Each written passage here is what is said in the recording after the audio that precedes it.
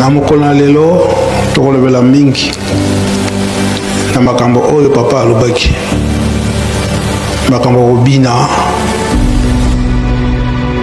bankoko na biso bamoni mpasi mpona lingumba oyo bayibaki malamu ete biso tokobinaka te.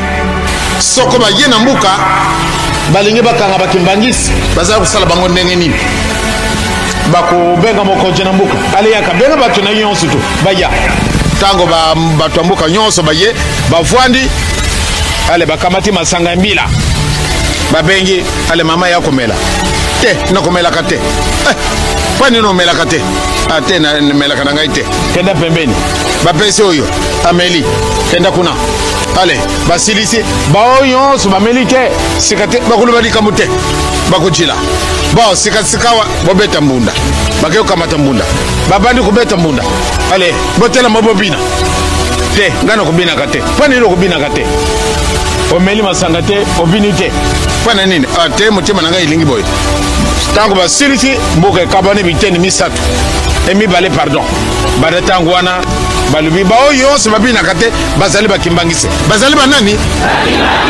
ebiso tozali banani tobina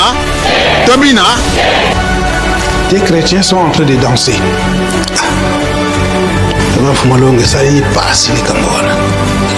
Les chrétiens sont en train... Non, on ne danse pas, ce sont des défilés qu'on fait, la fanfare est en train de jouer. Non, papa. Non, papa. Quand ils viennent devant vous, ils sont chrétiens. Mais quand ils sont derrière la fanfare, ils sont en train de danser. Et leur modèle d'habillement, ça signifie qu'à partir de la maison, ils savent qu'ils vont venir danser. C'est comme ça qu'ils se comportent comme ça avec les amis.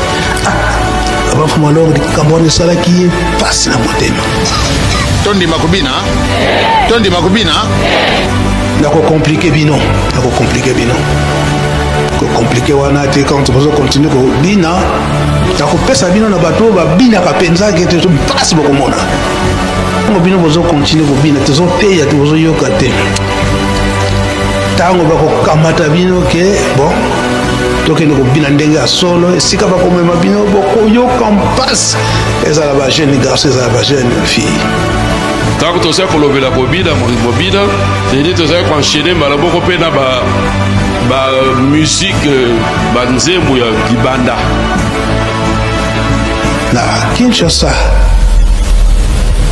na bana oyo bakobina kabiso ba jeune, toujours ba jeune. Tout ça comme quoi on l'a écouter le ritoyo. Azo kanisa faki nzokande. Azo défiler na rythme faki nzokande na litoyo kuna. Ala na musique ya libanda. Jeune oye. Nikole zo salama. Tozo mona ngoko ba. Ezo mona na? Ini tapo. Ba kota ndaba nzambe opote téléphone echama kile nzokande. Azo landa ne musique. Amso se komi kutu fier ko mona motunyo se tenga mi pona nini. Ache écouter na litoyo. Oh, yo de yena ndako nzambe bo kutu chemi ndoko ndengona.